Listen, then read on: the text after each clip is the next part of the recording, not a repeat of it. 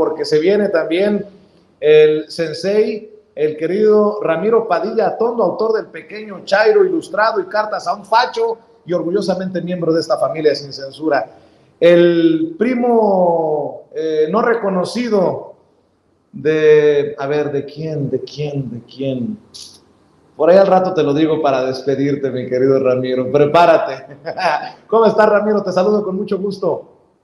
Muy bien, aquí listos para darle en la torre a los, ya sabes, aquellos que tienen una derivación, los acabo de escribir en el Facebook, que tienen una derivación psicopática, aquellos a los que pues obviamente Claudio X González no los sentaría a su mesa, pero ahí andan en las marchas gritando de cosas que no entienden, pero ahí vamos, ¿no? Ahí vamos. Bueno, déjame saludar también a Manuel Hernández Borboya, reportero de RT en México y también periodista independiente, miembro de estas mesas de diálogo de Sin Censura. Manuel, te mando un abrazo, ¿cómo estás?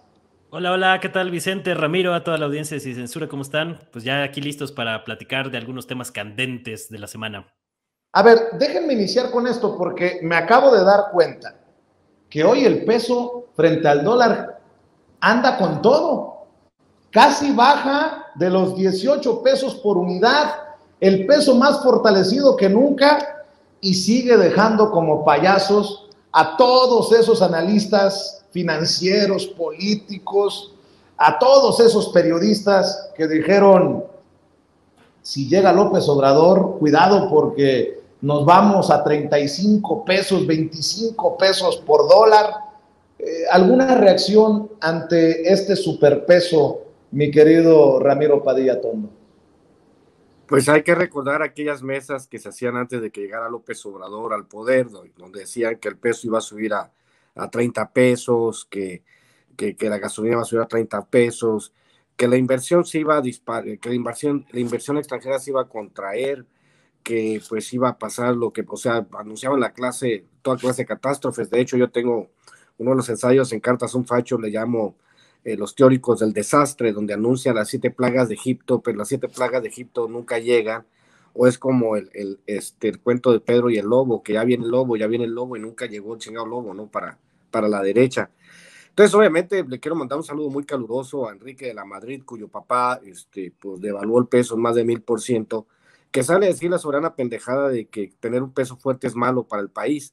Yo le preguntaría a él que si nosotros fuéramos a Estados Unidos y le dijéramos nosotros a los gabachos, ¿saben que tener un dólar fuerte es muy malo para su economía? Solamente los gabachos se nos iban a rayar la madre, ¿no? O sea, al final de cuentas esto es pues histórico, nunca se había visto que en vez de devaluarse se revaluara el peso, por mínima que fuese el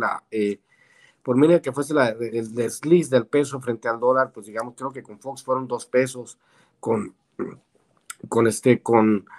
mi querido Calderón fueron 4 y con Peña Nieto también fueron como 6 pesos los que se devaluó el peso, ¿no? Pasó de 14 a 20 a 22.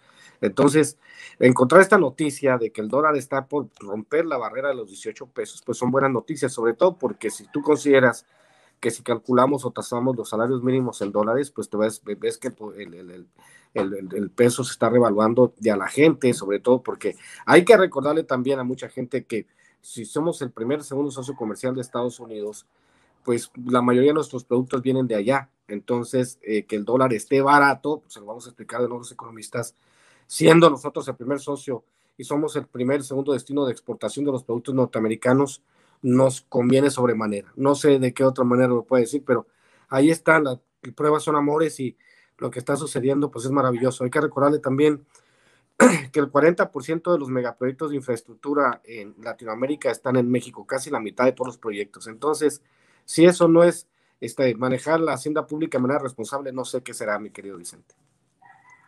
A ver, mi querido Manuel Hernández Borboya, en momentos en que no se lleven los servicios de carga del aeropuerto Benito Juárez al AIFA y ayer llega DHL.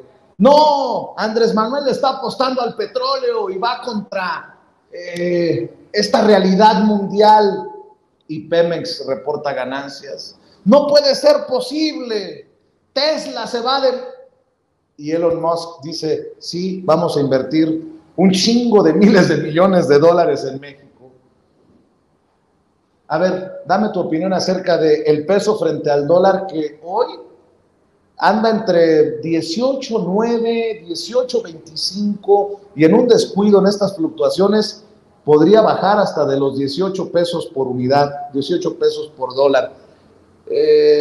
Manuel, obviamente la oposición le va a regatear, nunca le va a dar crédito al presidente Andrés Manuel López Obrador. ¿Cómo lo ves tú?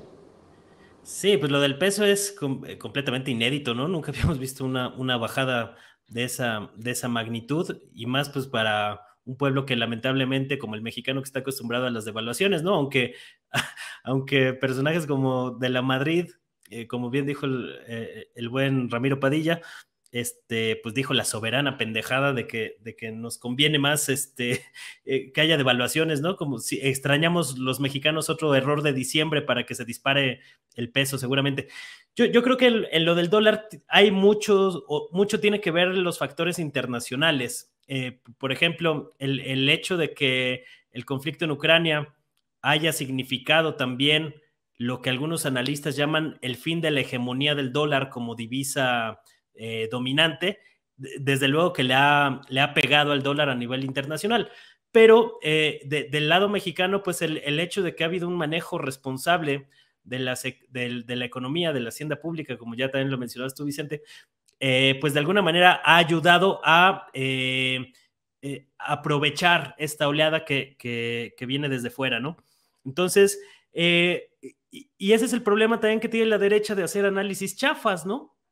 Porque se le han pasado, o sea, sus análisis, por llamarlos de alguna manera, son realmente comentarios llenos de odio, llenos de rencor, que básicamente buscan llevarla contra todo lo que hace el actual gobierno. Por eso temas como la inversión de Elon Musk, pues los deja muy mal parados en términos políticos. Yo desde luego tengo ahí mis observaciones con los temas de la inversión extranjera, que pues en toda la era neoliberal no contribuyeron en gran cosa al crecimiento de la economía, pero precisamente por eso en términos políticos, temas como la inversión de cerca de 10 mil millones de dólares que pues está materializando o se está anunciando que va a llegar por parte de Tesla a México, deja muy mal parados pues a la derecha, al bloque opositor aglutinado en los tres partidos de derecha, porque precisamente en su propio lenguaje, en sus propios términos,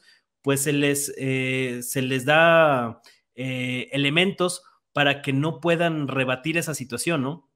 Entonces creo que las implicaciones políticas de este tipo de proyectos, como lo del aeropuerto, que poco a poco ahí va, con todo y que ha habido un boicot por parte de las empresas que hicieron berrinche con la cancelación de Texcoco, el manejo de la economía yo creo que ha sido notable y ejemplar en muchos aspectos, porque nunca se había repartido tanto dinero en México, sobre todo en los sectores populares, sin que esto repercutiera en devaluaciones, en otro tipo de medidas que han sido muy perjudiciales. Ahorita de lo que se están tratando de agarrar es del tema de la inflación, que también tiene una connotación internacional por la manera en que se han disparado los precios de la energía, pero temas como el rescate de Pemex, o sea, la manera en que Pemex está reportando hoy ganancias cuando Emilio Lozoya y Enrique Peña Nieto lo dejaron pues, prácticamente quebrado, es una cosa verdaderamente notable que no está teniendo la repercusión que debería en los medios de comunicación, pero pues ya sabemos que la prensa hegemónica pues solo publicita en sus 8 columnas los temas que le importan a las élites político-empresariales que destruyeron al país y lo convirtieron en fosa clandestina, así como vimos lo de García Luna, la pobre cobertura que hubo del juicio de García Luna, pues lo mismo pasa con estos otros llamémosle aspectos positivos que ha dejado la administración de López Obrador y que prácticamente eso no sale en la tele o sale muy minimizado, sale muy reducido y los temas nocivos se amplifican, ¿no? Yo lo que creo es que pues hay que balancear la medida. Sí, por supuesto que criticar también lo malo o con lo que no estemos de acuerdo, pero también hablar del otro, porque si no, pues te acabas en una lucha por manipulación que es a lo que se han dedicado los grandes medios corporativos, ¿no?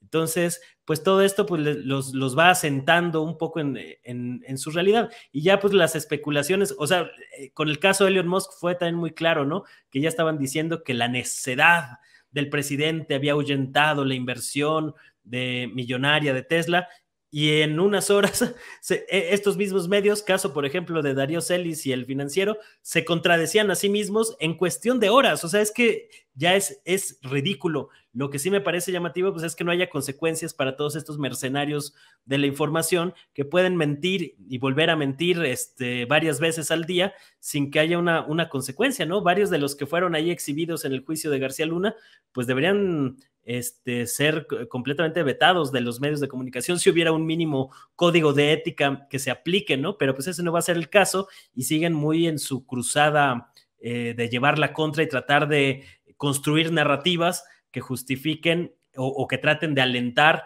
el odio irracional de algunos sectores contra el actual gobierno. Así es, y fíjate que voy a poner este tema sobre la mesa para conversarlo, Ramiro, Manuel, porque de hecho ayer lo empezábamos a analizar, a debatir en la mesa de diálogo de Sin Censura Nocturno, Ramiro. El tema del Poder Judicial. Yo sigo preguntando si con este Poder Judicial que encabeza la ministra Norma Piña, quien llega después de Arturo Saldívar Lelo de la Rea a la presidencia de la Suprema Corte de Justicia de la Nación, los mexicanos podemos aspirar a la justicia. Por ejemplo, con resoluciones como la de descongelarle las cuentas a la esposa de Genaro García Luna el mismo día que un jurado lo está declarando culpable en Estados Unidos. O este amparo que le conceden, las órdenes de aprehensión que le retiran a Francisco García Cabeza de Vaca, el exgobernador panista de Tamaulipas. O la liberación de Rosario Robles. Yo pregunto, es más, déjenme rescatar lo que dijo el presidente Andrés Manuel López Obrador. Antes, cuando estaba el ministro Arturo Saldívar, había un poco más de vigilancia sobre los jueces, pero ahora la cosa se chingó, y no lo dice el presidente, lo digo yo, porque esta es la realidad que le estoy leyendo a usted, le estoy contando a usted, aunque como también siempre le digo, no nos crean a nosotros a ojos cerrados. Esto fue lo que dijo el presidente.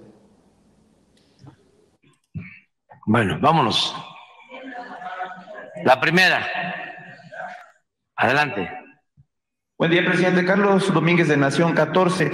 Preguntarle sobre el tema del exgobernador de Tamaulipas, Francisco Javier García Cabeza de Vaca. El día de ayer se dio a conocer que un juez le concedió un amparo que cancela, deja sin efecto la orden de aprehensión que tenía en su contra. Preguntarle su opinión al respecto. Bueno, es parte de la decadencia del Poder Judicial. No se ha podido reformar ese poder que viene del antiguo régimen y está infectado, plagado de corrupción.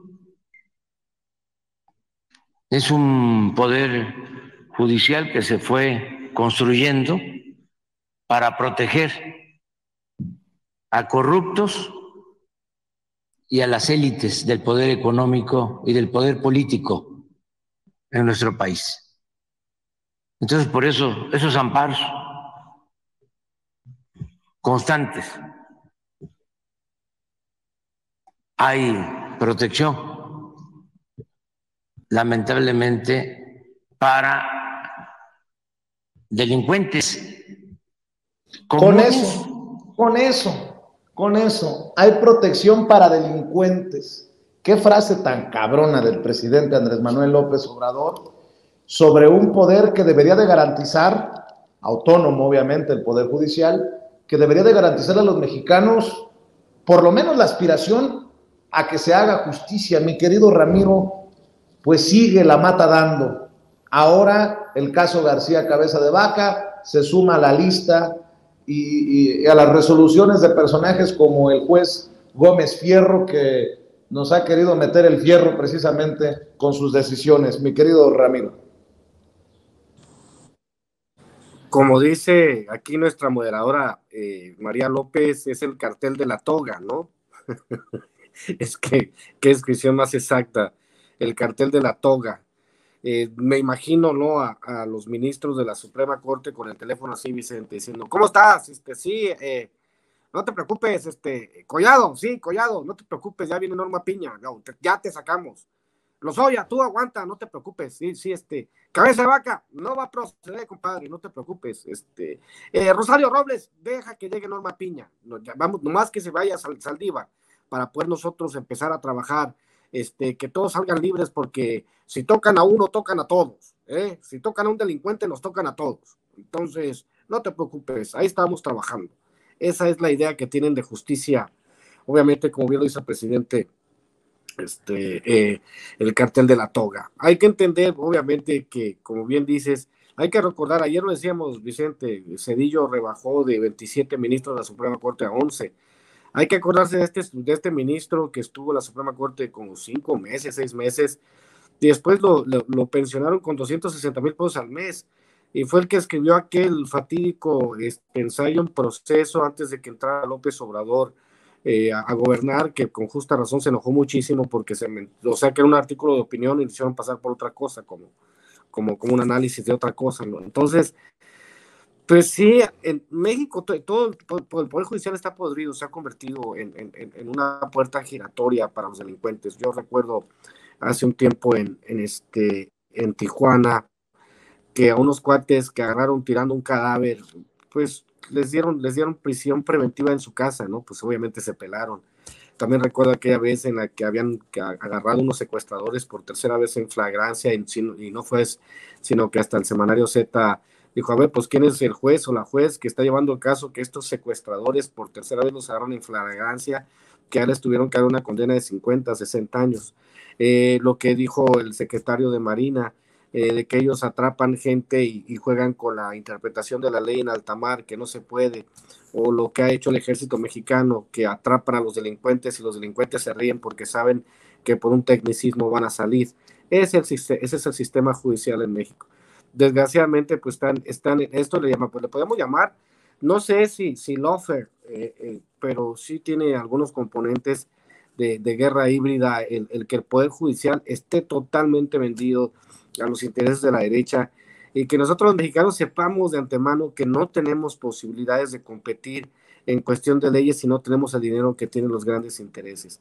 Habría que ver también la pregunta cómo se le paga a un juez en México, cómo son esas transferencias electrónicas. Hay algunos que dicen que pues ya sin necesidad de ensuciarse las manos los jueces, habría que averiguar en inteligencia cibernética si se les está pagando con criptomonedas, porque parece ser que esa es la nueva manera en que se destila la corrupción, mi querido Vicente. ¿Cómo ves tú, Manuel Hernández Borboya? La verdad, creo que podría entrarse, esa es mi percepción, en un camino del no retorno peligroso con este Poder Judicial.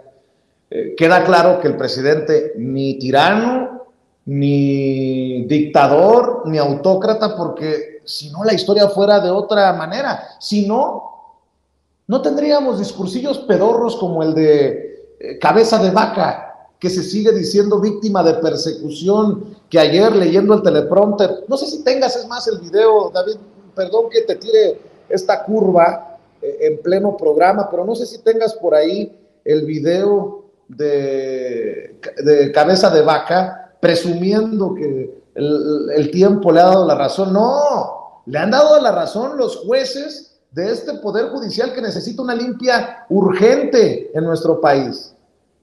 Nada más para darle contexto y escuchar tus opiniones, Manuel. Vamos a ver y escuchar. Buenas noches. Los saludo con aprecio y respeto. Hoy les doy a conocer personalmente la resolución de un juez federal que me da la razón y que confirma lo que siempre les dije. Fui inculpado hace casi 2 años por delitos que no cometí, que soy inocente de lo que se me acusó y que hoy la justicia me vuelve a dar la razón. No se me persiguió por violentar la ley, no. Esta burda persecución política fue por defender el pacto federal y la igualdad de oportunidades entre las entidades federativas y un trato fiscal justo. Fue también... Ya estuvo, mi querido David. Me suena cabeza de vaca a Rosario Robles, ¿no? La cosa aquí es que, por ejemplo, el Poder Judicial dice, Rosario Robles está libre de pecado. ¿Y los miles de millones de pesos de la estafa maestra? ¿No hay culpables? Que no mamen. Perdón, Manuel, tú eres muy propio, yo soy muy majadero, pero dame tu opinión de todo esto. No, lo que estábamos viendo con el Poder Judicial es una cosa tremenda, ¿no? O sea, que el mismo día que declaran culpable a Genaro García Luna en Nueva York, ese mismo día un tribunal impida que se congelen las cuentas de su esposa, de la esposa de García Luna, pues es indignante, ¿no? O sea, ya más burdo, más explícito que eso no puede haber. Y no es solo eso, lo de cabeza de vaca que estamos viendo, lo de Rosario Robles. Nada más, perdóname por interrumpirte, y nada más para meterle más limón a la herida. Ojo con esto, prestemos la atención a esto. Tomás Herón de Lucio impugna la negativa de amparo contra su orden de aprehensión por el caso Ayotzinapa. Así como están las cosas, no te sorprenda que el que se fue a esconder a Israel regrese como Juan por su casa, porque en el Poder Judicial le dan por su lado al señorón. Perdón por interrumpirte, Manuel. Sí, o sea, es una cosa indignante lo que estamos viendo, ¿no? Y sí parece que, pues eran parte de las preocupaciones de que saliera Arturo Saldívar, que pues ahí estuvo tratando de generar algunos cambios, pero yo creo que se vio rebasado por la magnitud del problema que hay dentro del Poder Judicial, y mucho tiene que ver con el nombramiento de jueces y magistrados. ¿Quiénes son los que nombran a los jueces y magistrados? El Consejo de la Judicatura, que a final de cuentas, ¿y quién es el Consejo de la Judicatura? Pues los jueces que han sido puestos e instalados por las mafias políticas que se adueñaron de este país. Es decir, el Poder Judicial es todavía hoy un bastión del conservadurismo en México, de los que apoyaron y sostuvieron el régimen de corrupción que se instaló en México durante la era neoliberal. Entonces hay que cambiar esa situación, porque de mantenerlo así, digo, en 2018 se tomó la presidencia, se tomó el poder del Ejecutivo y se tomó también el Congreso, pero el Poder Judicial sigue siendo un lastre en este proceso reformista, precisamente porque están impidiendo y frenando muchos de los procesos judiciales que en muchas ocasiones tienen la última palabra a la hora de dirimir algunos conflictos sociales, incluido el castigo a la corrupción, que sigue siendo un tema pendiente en este país, y todo lo que tiene que ver con el acceso a la justicia. Y mientras eso no cambie, pues va a ser muy difícil hablar de un proyecto transformador. Yo soy de la idea de que para las campañas del 2024, quienes abanderen el proyecto de la 4T, trátese de Claudia Sheinbaum, trátese de Marcelo Ebrard, sí deberían de poner sobre la mesa como parte integral del proyecto y de las campañas políticas, plantear la necesidad de una reforma a profundidad del Poder Judicial, porque no veo muchas otras maneras de cambiarlo, ¿no? En su momento Zedillo dio un manotazo al Poder Judicial que no hizo tanto ruido como hubiera hecho ahora, precisamente porque tenían los controles de las gubernaturas, de los medios de comunicación, de todo el aparato, ¿no? Pero como la vía del manotazo, pues va a ser muy difícil, porque inmediatamente van a salir a decir que estamos en una dictadura, cosas de este tipo. Pues la vía es la vía del Congreso. Entonces yo creo que el proyecto de la Cuarta Transformación debe de dejar muy claro que se necesita ganar el Congreso, tanto el Senado como la Cámara de Diputados, por una amplia mayoría que junto con los aliados de Morena permitan obtener las 2/3 partes, precisamente para impulsar una reforma a profundidad del Poder Judicial, porque no podemos dejar, o no se podría permitir, que estos tipos sigan teniendo el poder del control judicial, porque como lo hemos visto en otros casos en América Latina, pues muchos han tratado de agarrarse de ahí para emprender golpes blandos a través de lo que se llama el lawfare, o esta guerra judicial, de que a través de comprar ministros, jueces y demás, pues muchas veces tienen ahí fichas en el tablero político para orquestar golpes de Estado disfrazados de una supuesta legalidad, un poco como le pasó a Lula y un poco como le está pasando a Cristina Fernández, que ha sido impedida precisamente por esta guerra judicial de participar en las elecciones presidenciales de este año en Argentina. Entonces, el Poder Judicial es un gran pendiente y como no va a provenir un cambio dentro del Poder Judicial, porque precisamente está tomado por personas y personajes cercanos al bloque conservador, caso por ejemplo de Cosío, que ya ahí lo vemos hasta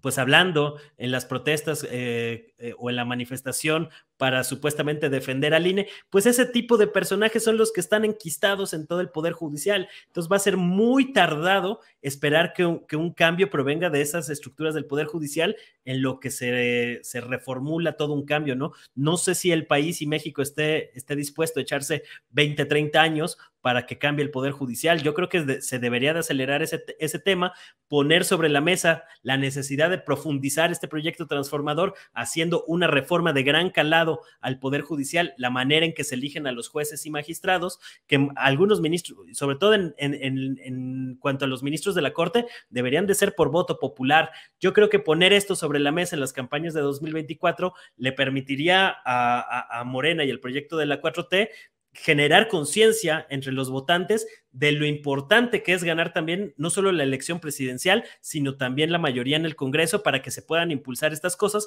porque hemos visto que precisamente cuando se perdió la mayoría en la Cámara de Diputados se tuvieron que frenar algunos temas como la reforma electoral, por ejemplo, y que ya no se puede seguir frenando este proceso. Entonces, ahora que ya está tomada la presidencia, yo creo que el siguiente paso digamos, estratégico dentro de la 4T, tendría que ser muy concretamente ganar la mayoría en el Congreso para poder impulsar reformas como la del Poder Judicial y una reforma política también en el Instituto Nacional Electoral, que hoy está convertido en un partido político de oposición. Y ya que estamos hablando de estas cosas, permítanme plantear para la mesa esta caricatura, este cartón del maestro Rafael Barajas, el Fisgón, quien precisamente advierte una operación mediática grosera. Así lo publica en un tuit Rafael Barajas, el Fisgón. Dice: estamos ante una operación mediática grosera. Mientras que los jueces liberan narcos a Cabeza de Vaca, a Collado, a Rosario y las cuentas de Cárdenas Palomino y García Luna, los medios solo hablan de una tesis plagiada. El cuarto poder está al servicio del lawfare de la Corte. ¿Lo tienes, David? Ahí está. Miren, allá un escándalo, una tesis plagiada, y por atrás Norma Piña, la presidenta de la Suprema Corte de Justicia de la Nación, con todo esto que le digo. Está muy cabrón, porque en este debate del plan B de reforma electoral se va a discutir precisamente en la Suprema Corte de Justicia de la Nación, en momentos en que los Felipe Calderón, los Claudio X González, los Vicente Fox, los Marco Cortés, los Vandalitos Moreno y demás lacras promueven una defensa al INE. Y estoy viendo lo que me acaba de enviar nuestro jefe de información, Mario Toledo, que la Corte, la Suprema Corte de Justicia de la Nación, admite ya la controversia del INE contra el Plan B. El ministro Pérez Dayán dio un plazo de 30 días hábiles para que la Cámara de Diputados y el Senado, así como la Presidencia y la Secretaría de Gobernación, presenten su contestación. El ministro Alberto Pérez Dayán de la Suprema Corte de Justicia de la Nación admitió a trámite la controversia constitucional presentada por el Instituto Nacional Electoral, el INE, en contra de la primera parte del Plan B electoral impulsada por el presidente Andrés Manuel López Obrador y Morena. En momentos en que Ciro Murayama, por ejemplo, se expresa de esta manera, para que vean el nivel que están jugando los consejeros del INE, que por cierto ya se van, pero que siguen moviendo su colita. Para decir que en los últimos 9 años yo no he tomado ningún acuerdo con ninguna cúpula partidista en ningún sentido, tampoco para acordar modificaciones a su vida interna. Y aprovecho para decir, con frecuencia se señala, se ataca que esta autoridad, desde el gobierno, se llega a decir, está militando en la oposición. Creo que es un ataque injustificado, indebido, abusivo, frente a una autoridad autónoma, imparcial, independiente y objetiva.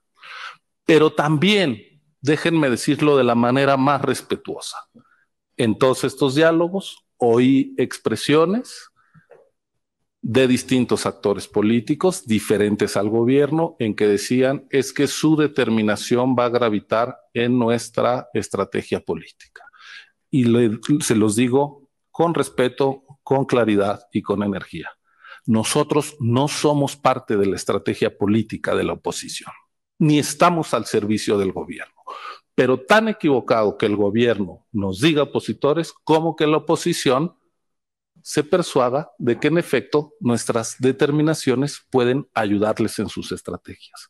El día que hagamos cualquiera de las dos cosas, ponernos al servicio del gobierno o apoyar alguna estrategia política opositora, estaremos traicionando nuestra misión constitucional. Se los digo de manera respetuosa.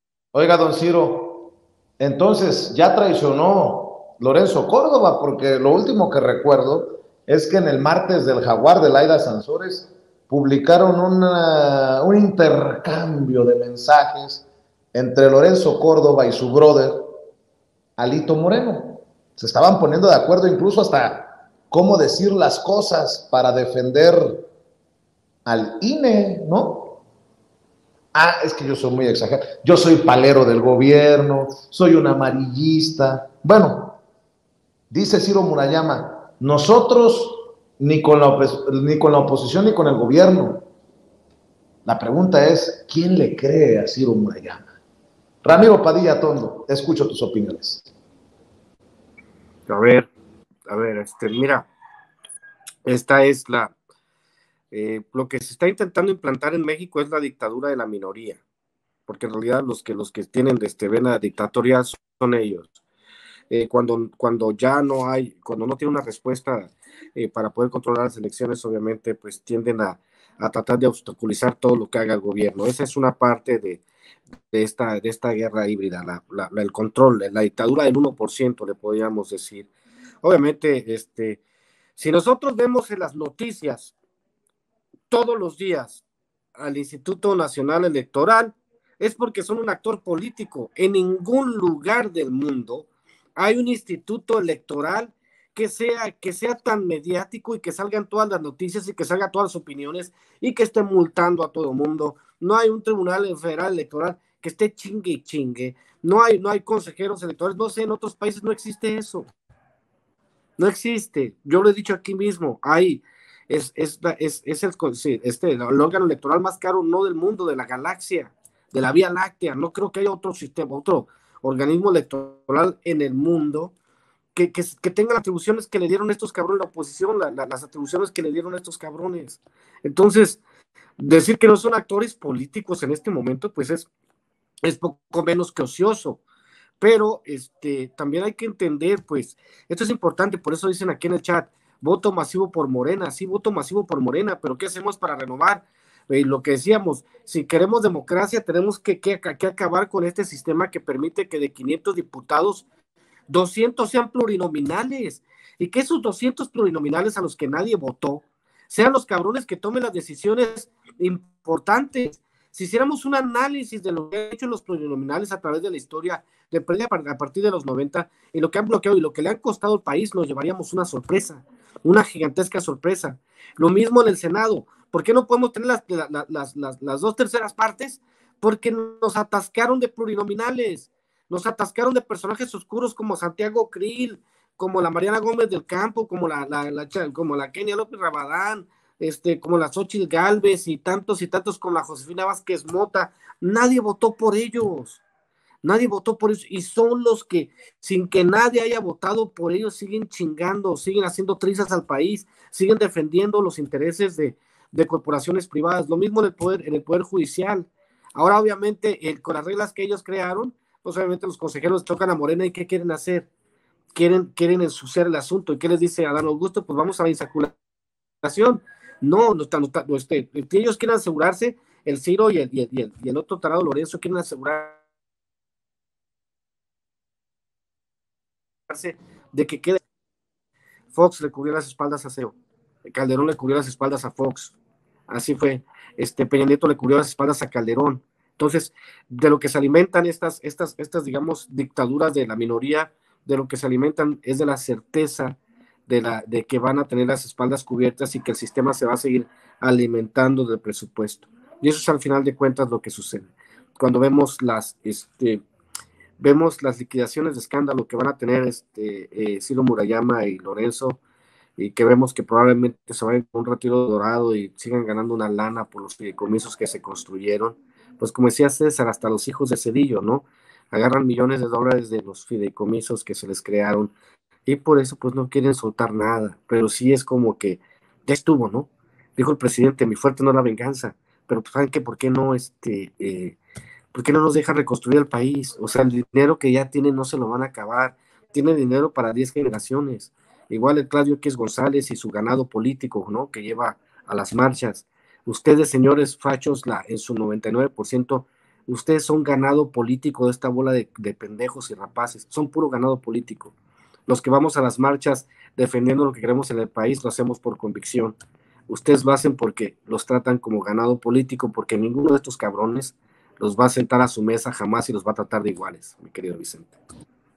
Mi querido Manuel Hernández Borboya, será precisamente el Poder Judicial el que defina el futuro del plan B de reforma electoral del presidente Andrés Manuel López Obrador. Después de escuchar la sarta de tonterías de Ciro Murayama, después del análisis, la desmenuzada que vamos haciendo de las últimas decisiones en el Poder Judicial, pues dame tu opinión de esto que hemos puesto sobre la mesa. Pues yo creo que López Obrador ya tiene ganada la partida, pase lo que pase, ¿no? O sea, si realmente la Corte echa para atrás este asunto, pues va a quedar muy claro de qué pie cojea la Suprema Corte y va a tener elementos López Obrador precisamente para impulsar lo que yo estoy comentando, que encender las calles y decir que es necesario una reforma judicial a fondo, porque si no, no va a transformar el país, ¿no? Aunque la oposición puede verlo como una victoria, pues les puede salir como una victoria pírrica en caso de que llegara a pasar esto, ¿no? En el caso de que la Suprema Corte deseche la impugnación del INE y acabe pasando el plan B, pues se va a aplicar la política de austeridad en el INE, para impedir que personajes como Lorenzo Córdoba se lleven sus 11.5 millonzotes de pesos de finiquito al finalizar su periodo y de alguna manera también se avanzaría en ese aspecto, ¿no? Entonces yo creo que la oposición, precisamente por tener malos diagnósticos, malos estrategas, malos analistas, pues están cayendo en errores muy contundentes, porque además en todo este proceso se está exhibiendo al Instituto Nacional Electoral como lo que siempre ha sido, ¿no? Un bastión y un partido político de oposición. Dice Ciro Murayama que si hubieran favorecido a algún partido o alguna facción, pues estarían traicionando su labor. Pues eso es precisamente lo que hicieron. Ahí está la constancia de cuando Lorenzo Córdoba y Ciro Murayama, en pleno proceso electoral de 2021, estaban impartiendo conferencias en contra del populismo, siguiendo al pie de la letra el discurso del bloque opositor de gente como Enrique Krause, etcétera, etcétera, ¿no? Es decir, estaban repitiendo desde un cargo público y haciendo campaña en contra o a favor más bien del discurso del bloque opositor. Entonces, pues ahí está ya la constancia, ¿no? ¿Qué más se necesita? Ahí están los acercamientos que tuvieron estos personajes cuando ocurrió lo del Pacto por México, que el Pacto por México pues es la creación del INE, y la gente que dice que no se toca el INE, pues solo falta eso, ¿no? Que nos tengamos que chutar de por vida las atrocidades hechas por el PRI-PAN-PRD, que hoy son el brazo partidista del bloque opositor. Entonces, por todos lados, yo veo que pues el escenario está bastante favorable para López Obrador, que aparte es un gran estratega y va a encontrar la forma de canalizar esto a su favor, y veo que tiene más elementos para hacerlo que la oposición. O sea, porque en esta defensa tan airada del INE, esta defensa irracional de los privilegios de la burocracia dorada del Instituto Nacional Electoral, pues ha quedado en evidencia que es precisamente pues un aparato del bloque opositor. Entonces, por todos lados se está minando la credibilidad de la oposición en este aspecto, pero pues están tan metidos en su pataleo diario que no alcanzan a ver las consecuencias de sus propios actos, ¿no? Porque además, como también lo ha mencionado López Obrador, y creo que tienen razón en ese aspecto, pues toda la hipocresía que había, todos estos simuladores que fingían ser críticos, opositores, caso José Woldenberg, creo que es uno de los más claros, pero otros muchos pseudoanalistas y demás que fingían ser neutrales, imparciales y demás, han quedado completamente exhibidos y eso no se los van a poder quitar tan fácilmente, ¿no? Entonces, dentro de todo, creo que ha sido benéfico este asunto. Igual se ha exhibido pues la campaña de los medios internacionales, del gobierno de Estados Unidos, que pues ahí tiene un pie metido apoyando al bloque opositor y que los puso en su lugar López Obrador ahí con el mensaje que dio al Departamento de Estado el día de ayer. Entonces, creo que dentro de todo eso es favorable, pero se necesita profundizar este proyecto y se necesita también actuar en congruencia con casos como el de Yasmín Esquivel, porque si bien es cierto que hay toda una campaña del bloque opositor sobre este tema, es cierto que pues están tratando de quitarla para que la oposición pueda obtener un lugar adicional en la Suprema Corte. Creo que también Morena debería de tomar cartas en el asunto, porque ya, o sea, el hecho de la plagiada en la licenciatura y plagiada en la tesis de doctorado ya es demasiado, y que si no actúas en consecuencia con la honestidad que estás promoviendo, puedes también correr el riesgo de desgastar la credibilidad que hoy todavía tiene el partido oficialista, ¿no? Entonces yo creo que hay varios campos de oportunidad para avanzar y que se debe de posicionar el tema del Poder Judicial y estas reformas políticas a fondo también en el Instituto Nacional Electoral como una parte medular del proyecto de la 4T rumbo al 2024. Bueno, si me permiten, abusando de su generosidad, un último tema para cerrar. Ayer exhibíamos a Lili Téllez perdiendo la cabeza y diciendo una sarta de barbaridades en una entrevista con Luis Alberto Medina de Proyecto Puente en Sonora. No sé si tengas las declaraciones de ayer, porque ya que estamos hablando de defender lo indefendible, ahora resulta que en la segunda parte de la entrevista nos enteramos que Lili Téllez defiende a Vicente Fox y a Felipe Calderón. Háganme ustedes el favor. En momentos en que Vicente Fox y Felipe Calderón no pueden hablar ni en defensa propia por lo que se dio a conocer en el juicio contra Genaro García Luna, porque o son pendejos o son cómplices, Lili Téllez anda defendiéndolos. Pero antes, lo de ayer, mi querido David, cuando dijo que había puesto en alto el nombre de México y que ella era una diferente senadora, por eso no iba ni siquiera a Sonora. Hágame usted el pinche favor. Anda desquiciada esta señora. Ya se subió al ladrillito, le endulzaron el oído con que es precandidata a la presidencia de la República, o de plano está muy loca. ¿Te sientes tranquila de haberle respondido a los sonorenses como senadora? Por supuesto. ¿En qué le respondió? He puesto el Sonora en alto. He puesto el Sonora en alto. ¿Y de tu trabajo como senadora? Pues es el que he hecho. Lo he hecho también, que me pusieron en las encuestas, que me pusieron como precandidata a la presidencia. Pues ha sido más un trabajo, una exposición nacional, ¿no? Porque, por ejemplo, Lili Téllez, pues ¿desde cuándo no venías al Estado? Es lo que también se te critica. Lili ha sido una senadora ausente. ¿Qué contestas a eso? ¿Cómo una senadora ausente? Que no vienes, que no vienes al Estado. ¿Hace cuánto no venías al Estado? ¿Tiene uno que venir para hacer un trabajo? No, como siempre, los senadores vienen cada mes, cada 2 meses. Sí, pero yo no soy igual. Yo soy diferente. He puesto a Sonora hasta arriba, al grado que soy precandidata presidencial. Imagínate, qué más orgullo para los sonorenses que eso. Ahora que llegué, ha sido una alegría. A ver. ¿Ustedes creen que haya muchos tabasqueños que se sientan orgullosos porque Roberto Madrazo fue quien fue? ¿O la Bastida Ochoa por allá en Sinaloa? o no sé. Cuando pensé que ya no había espacio para decir más tonterías, Lili Téllez, con mucho respeto, la senadora, abrió la boca y defendió a los gobiernos de Vicente Fox y de Felipe Calderón.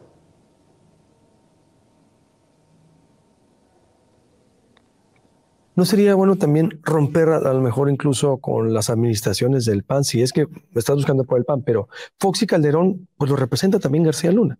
Es decir, lo representa, fue el director del AFI, creador del AFI, después el secretario de Seguridad con Felipe Calderón. Con eso, ¿qué opinas de lo que fueron los gobiernos del PAN, con García Luna como representante?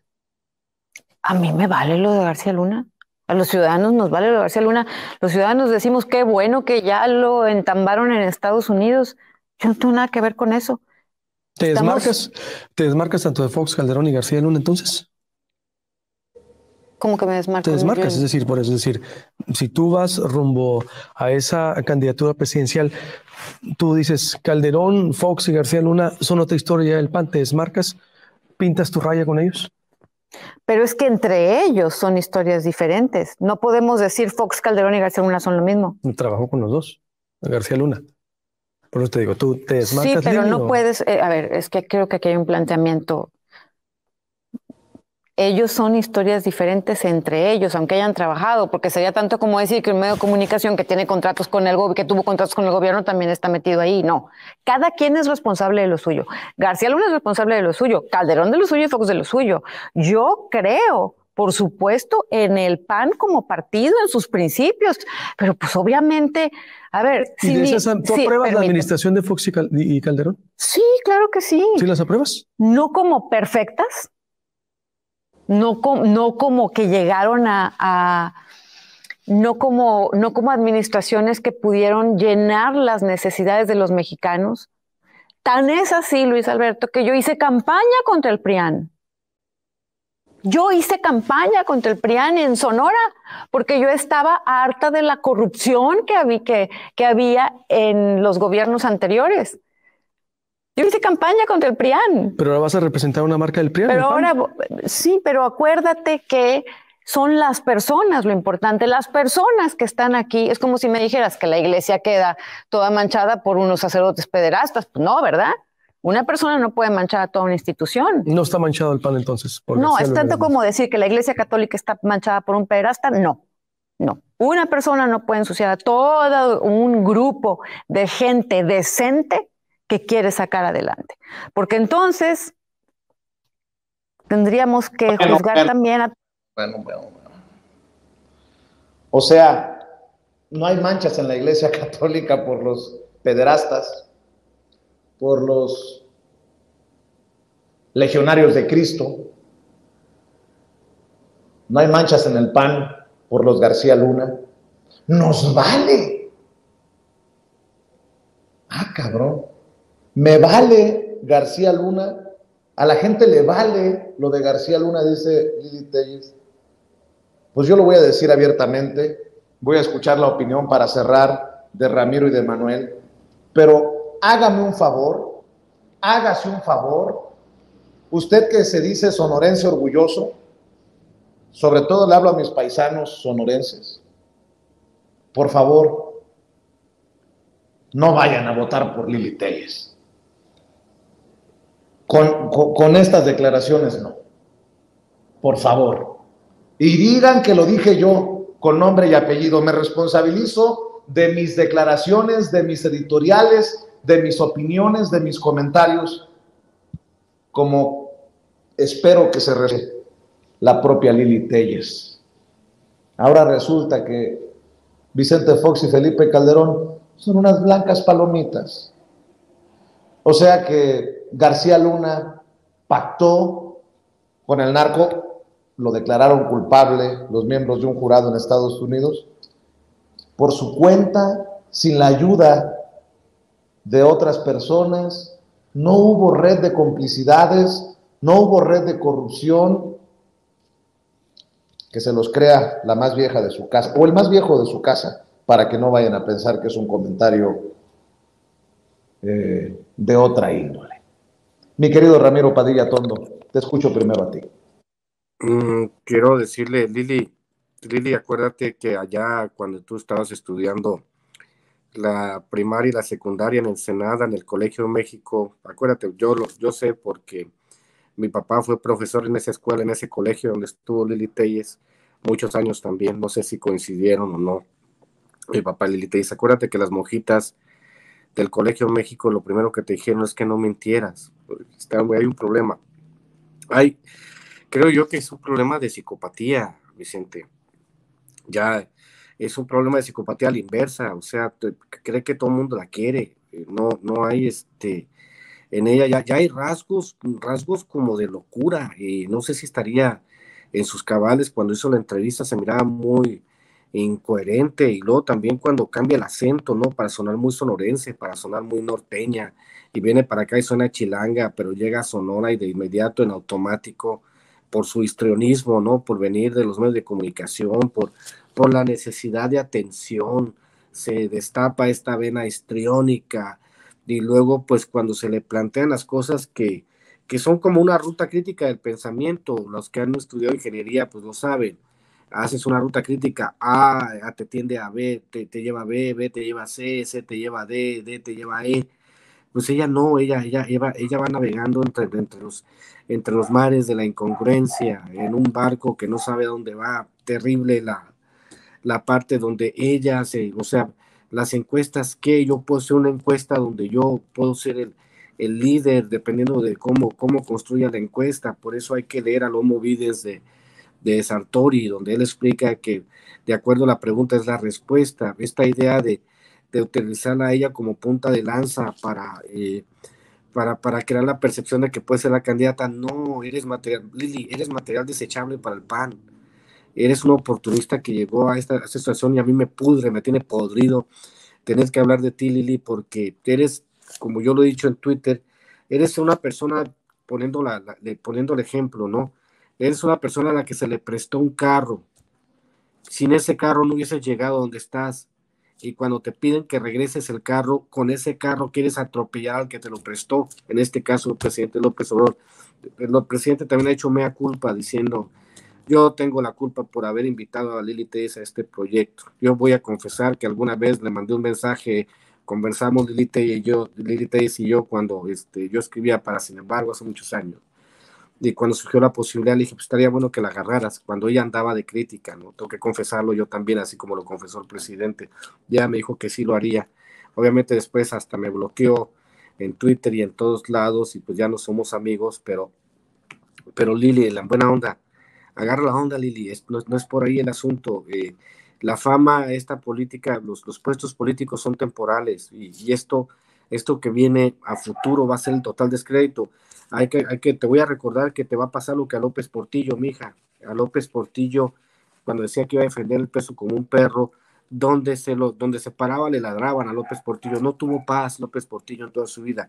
Lo mismo que le sucedió a Calderón, que le sucede a Fox, que tienen que estar en ambientes controlados, como a ti te gusta estar en ambientes controlados, ¿no? ¿Por qué no? Por lo que te dijo nuestro camarada, ¿no? Allá en Sonora, que por qué no vas a Sonora, y tú dices que no, o sea, ¿sabes una cosa, Vicente? ¿Sabes una cosa, Manuel?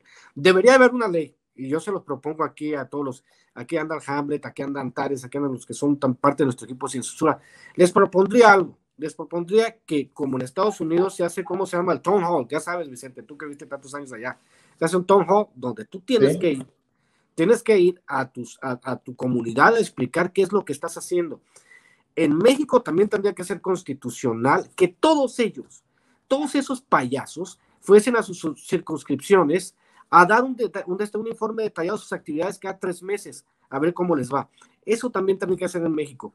Les aseguro que no habría muchos diputados y senadores porque le tendrían temor a la respuesta del público, que les exigiría exactamente que cumplieran el mandato para el cual fueron electos, y no para defender los intereses, como dijo don Gabriel Said, que después se volvió un teólogo de la derecha en su libro de los libros al poder, decir que obviamente los políticos mexicanos no representan a la población, sino simplemente es un pretexto para representar los intereses de su partido. Y es el ejemplo claro de una persona que llegó por Morena, traicionó todos los principios, y ahora sucede que dentro de su psicosis, dentro de delirios tremens o no sé qué medicamento estará usando Lili Telles, dice que va a ser presidenta. Pero en fin, ya no quiero decir más porque sí es terrible lo de Lili Telles, mi querido Vicente. Manuel, tus comentarios, tus reflexiones para cerrar. Pues yo más que terrible diría que es simpático, ¿no? Ya el grado de locura que maneja la deschavetada Lili Telles, justo ahí queriendo imitar el acento norteño de una manera muy forzada. Precisamente le salió regio en lugar de sonorense, y te lo dice un sonorense, ¿eh? Macizo, la regó gacho. Se la bañó. Muchacha, hay que comer más machaca para que te salga precisamente el acento sonorense. Pero ya a ese grado está la psicopatía de Lili Telles, ¿no? O sea, si leemos, ahorita estaba leyendo la definición de psicosis según Medline Plus, la enciclopedia médica, y dice: la psicosis ocurre cuando una persona pierde contacto con la realidad. La persona puede tener falsas creencias acerca de lo que está sucediendo o de quién es decir, delirios. Ver o escuchar cosas que no existen, alucinaciones. Pues Lili Telles cumple al pie de la letra con la definición de alguien que padece psicosis, ¿no? O sea, pero es una psicosis de la cual no sale, es decir, no es esporádica u ocasional, sino que vive en una permanente psicosis.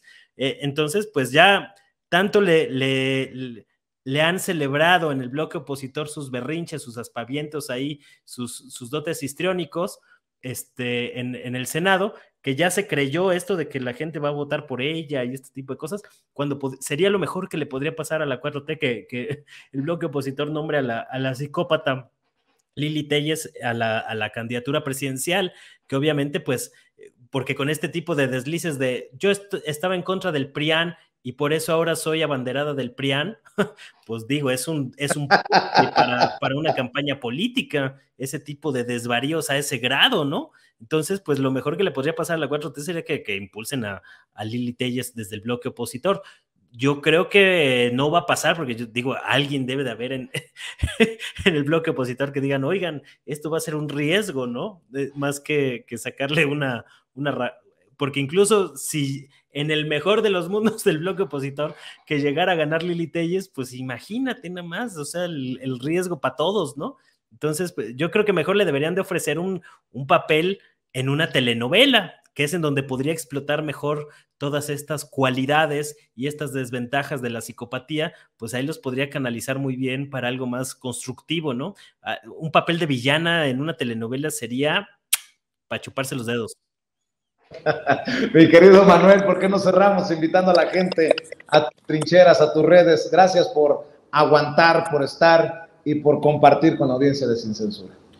Gracias, pues ahí estamos en el canal de YouTube, Manuel Hernández Borbolla, igual en Facebook, Manuel Hernández Borbolla Periodista, y en Twitter de tiempo completo, @Manuel H. Borbolla. Ahí estamos ahí dándole duro a varios temas noticiosos, tanto mexicanos como internacionales, que ameritan nuestra atención. Muchas gracias, Vicente, muchas gracias, Ramiro, y muchas gracias a la audiencia de Sin Censura. Gracias, Manuel Hernández Borbolla. Mi querido Ramiro, cerremos invitando a la gente para que te respalden tus esfuerzos.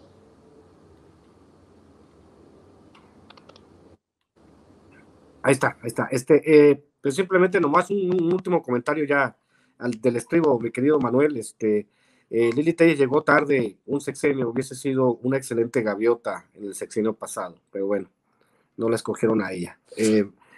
@Ramiro Atondo, ya saben, ahí están mis libros, les recomiendo mucho, está en Amazon para la gente de Estados Unidos. Pronto sacaremos un tiraje acá en México de José Tlali. Tengo un libro que se llama de cuentos, mejor libro de cuentos, se llama Los Rituales. Obviamente, pues también así como Manuel le pega a la poesía y lo hace con mucho atino, es muy bueno Manuel en lo que hace, sí lo sigo ahí en la página de Face. Y pues el de Hojas en Ruta, fíjate que lo quieren mucho la gente, les ha gustado mucho, es una crónica de viajes y reflexiones. Precisamente uno de los ensayos que publico en Hojas en Ruta nos corrieron de un suplemento cultural, porque decían que estamos haciendo apología del comunismo, lo cual no era cierto, pero bueno, ya sabes cómo son los periódicos conservadores en México. Entonces, pues ahí luego te va a llegar uno, Manuel, para que veas y te rías un rato.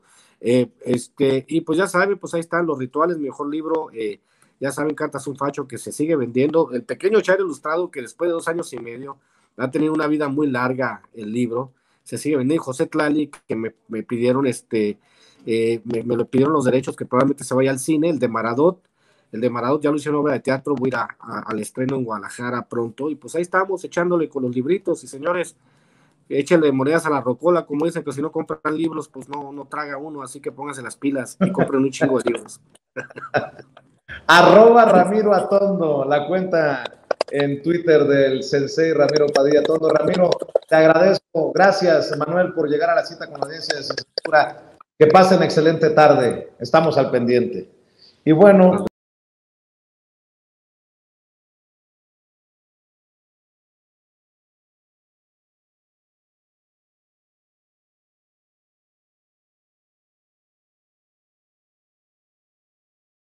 bienvenida a nuestro querido amigo Francisco Paco Cruz, escritor y periodista, quien tiene mucho que analizar sobre ese martes del Jaguar, sobre esas campañas de desprestigio, sobre también cómo es que en efecto se cumple que el narco tuvo su momento estelar en el gobierno de Calderón. Bueno, ese será otro tema, pero querido Paco, te saludo con mucho gusto, ¿cómo te va? Toño, ¿cómo estás? Buenos días. Mira, yo tengo primero un reclamo para ellos, ¿cómo ponerle tamarindo al vodka? Sí, cierto, lo pensé, pero creo que ya hay una infusión de unos vodkas que ya se hacen con tamarindo, ¿no? También. Eso tengo mis reclamos, pero bueno, mira, hay que acusarlos con los rusos porque algo están haciendo mal. O algo están haciendo mal los rusos, ¿va? La verdad es que no lo he probado con tamarindo, ni me animaría, pero no, Toño, la verdad es que hay muchas cosas, tienes tu razón. No solo lo de Alito, lo del presidente, mira, incluso lo de la tigresa, lo de Irma Serrano, que hoy murió a los 89, tiene otras venas que hay que analizar. Pues nada más ella le rompió el corazón a Guadalupe Borja de Díaz Ordaz. Decían que Lupita la llamaban sus amigos cuando llegaron a Los Pinos, Díaz Ordaz y la familia de Guadalupe Borja, porque se hizo la amante secreta del presidente cuando llegó jovencita, ¿recuerdas? Después del 72 la empezamos a conocer como la tigresa, gracias a una película, pero la tigresa se inscribió en ese camino que llevaban, por ejemplo, el presidente Miguel Alemán Valdés, al que le gustaban las vedettes, las actrices, las modelos, o el presidente Adolfo López Mateos, que es el presidente quizá más serio para la gente, pero no, es una mentira. Le gustaban las jovencitas, salía por las noches de su residencia a cazar jovencitas, fíjate, a cazar jovencitas, y hay muchas leyendas que yo estoy tratando de juntar y que voy a presentar pronto. Hay muchas leyendas, por ejemplo, cuando llegaban a las fiestas, el presidente Adolfo López Mateos le echaba el ojo a una mujer y decía, esa, no importaba si era casada, viuda, soltera, niña, lo que fuera. Si son las leyendas oscuras de los presidentes mexicanos, pero la tigresa se hace famosa porque le lleva en un momento de arrebatos y de enojos serenata a Díaz Ordaz, a Los Pinos, fíjate, a Los Pinos, y sale el presidente muy enojado, terminan peor todavía, más enojados, y la tigresa le suelta una cachetada. Por lo menos esos son nunca lo han desmentido, nunca nadie lo confirmó, ni se habría atrevido, pero les dicen cuentan que el Estado Mayor nunca se atrevió a meterle una mano, porque además lo pidió el presidente, que no la tocaran, pero se inscribe en ese marco que llega también a Felipe Calderón, que Margarita lo tenía que tener de la mano corta o lo tenía que tener en un puño, porque algunas personas de ahí del gabinete, bueno, de la casa presidencial, le gustaban, así que era un coscolino, y Margarita tenía que tenerlo en un puño. Y luego ya recuerdas con Enrique Peña Nieto, pues la farsa de la boda con Angélica Rivera Hurtado. Hay quienes dicen, ella misma afirma que sí se enamoró. Podemos demostrar que desde la gubernatura ella se había hecho millonaria gracias a su cercanía con Enrique Peña Nieto, cuando le encarga que promueva los logros de su gubernatura y que ya encaminaba a la candidatura presidencial por el PRI y la presidencia de la República, porque yo lo sostengo. En 2009, que publico un libro sobre Enrique Peña Nieto que se llama Negocios de Familia, afirmo que él iba a ser el presidente de la República, que ya había un acuerdo con todos los grupos y que ya dentro de su equipo presidencial Sí, aunque estaban en la gubernatura, ya lo llamaban presidente. Estaba Luis Videgaray Caso, por ejemplo, Luis Enrique Miranda Nava, que llegaron a ser secretarios de Estado todos y a mover parte de todo el dinero que se robó el presidente. Entonces ya lo llamaban presidente de la República. Entonces se inscribe en ese camino del poder presidencial que tiene un lado oscuro a través de modelos, actrices. López Portillo, ¿recuerdas? Sasha Montenegro, que termina lastimosamente en una silla de ruedas, y Sasha Montenegro termina peleando en los despachos jurídicos parte de la herencia de José López Portillo, la pensión que le correspondió finalmente a ella hasta que las quitó el presidente Andrés Manuel López Obrador, pero se inscribe en ese camino la tigresa que llega a México de Chiapas, de la mano de un político nacional, pero pues tuvo la mala suerte que esta mujer le gustó al presidente Gustavo Díaz Ordaz, y lo encamina y se enamora de ese hombre que era muy duro, fíjate, muy duro de corazón, que lo recordamos por la matanza del 2 de octubre de 68, aunque antes tiene otras matanzas, sí, la de Rubén Jaramillo Menes con su familia, por ejemplo, en la que López Mateos no metió las manos y se le atribuye a López Mateos, pero en realidad el que coordina la matanza es Gustavo Díaz Ordaz como secretario de Gobernación. Pero bueno, este tipo de mujeres, lo que hayan sido, forma parte de la vida oscura de los presidentes de la República y cómo se manejan a través del poder.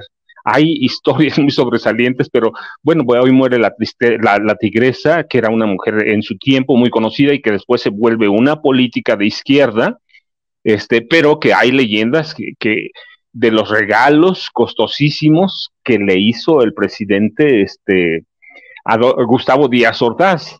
Entonces yo digo que merece la pena, no solo porque haya sido una famosa artista, vedette, cantante, lo que quieran subrayar, pero fue amante de un presidente que sacó material o artículos históricos de Los Pinos para regalárselos a ella. Así que es parte de esa historia y quería empezar con ella porque mira, tengo muy fresco los datos y porque yo recuerdo mucho que la familia de Gustavo Díaz Ordaz terminó despreciándola, la llamaban totonaca en ese término racista, clasista, pero pues sí, le podían llamar lo que fueran, pero el presidente Díaz Ordaz estaba enamorado de ella y le dio todo lo que quiso.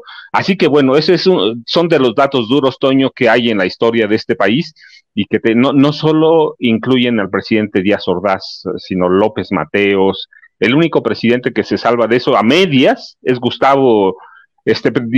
Adolfo Ruiz Cortines, Adolfo el Viejo, que no tiene amantes, pero en realidad lo que hace cuando se casa con María Izaguirre, tienen un matrimonio de acuerdo, un matrimonio para que nadie fuera a pensar mal del presidente, que es quizá de los pocos presidentes medio honrados que hemos tenido, pero cuando se casa con María Izaguirre, María de los Dolores Izaguirre, fíjate, y Castañares, se casa con ella, y es un matrimonio arreglado, todo el mundo lo sabe, apenas terminan la presidencia de la República, se divorcian, pero María Izaguirre, sus hijos, los primeros hijastros, fíjate, antes de que hablemos de Vicente Fox, los primeros hijastros, así que se enriquecieron brutalmente en la presidencia, fueron los de Adolfo Ruiz Cortines. Él no robó, pero su esposa terminó millonaria. Ya era una mujer no acaudalada, pero era una mujer de buena posición, hija de un marino, de una familia de marinos bastante reconocida. Pero sus hijos se enriquecen brutalmente y ella termina como una casarrentera en la Ciudad de México, eran de Veracruz, así que se inscribe la tigresa en esa historia negra de los presidentes mexicanos y de la presidencia, de cómo el poder seduce a quien sea. Y Gustavo Díaz Ordaz, con esa carga de hombre feo que tenía, seduce a la que en su momento era considerada una de las mujeres más hermosas de México. Discúlpame, Toño, por ese breviario, pero no podía perderlo. Es justo y necesario, mi querido Paco. La verdad es que Fueron muchas de estas personajes que así se mantuvieron en la política, pero insistiendo en eso, al menos fueron congruentes en eso, ¿no? La tigresa se mantuvo en la política, siempre fue un personaje muy controvertida, no podía negar esta relación que tuvo con el carnicero Díaz Ordaz, pero hay otras que no, y de hecho le pido al público, al equipo que nos grabe, para ir desarrollando el tema. Yo sé que tú, te voy a dar cuerda con esto, ¿no? Hablando de priistas y hablando de situaciones en las que incluyeron a personas del mundo del espectáculo, como fue la hoy acaecida, fallecida tigresa, pues ahí está también, no la tigresa, la gaviota, Angélica Rivera, quien no se mantuvo congruente a nada, exhibe un evidente montaje de Televisa para imponer en la silla presidencial a Enrique Peña Nieto, puesto que se casan cuando queda viudo de su primera esposa y está como gobernador del Estado de México. Televisa hace una especie de telenovela muy, muy chafa, muy a la Chespirito, muy a la María Mercedes y etcétera, en la que tratan de convencer y convencen al público de que se trata de una historia real, ¿no? Una historia de príncipes y princesas, y que bueno, pues se casaron. Durante todo el sexenio hubo una serie de escándalos relacionados precisamente con la gaviota. Obviamente el más importante fue el de la Casa Blanca, pero también ahí veíamos cómo se peleaban una y otra vez en los viajes, cómo enfrente de incluso la familia real española se empezaban a pelear ahí enfrente de Leticia, quien estudió, por cierto, en México y ahora es reina, ¿no? Bueno, es que esos son cargos inventados, ¿no?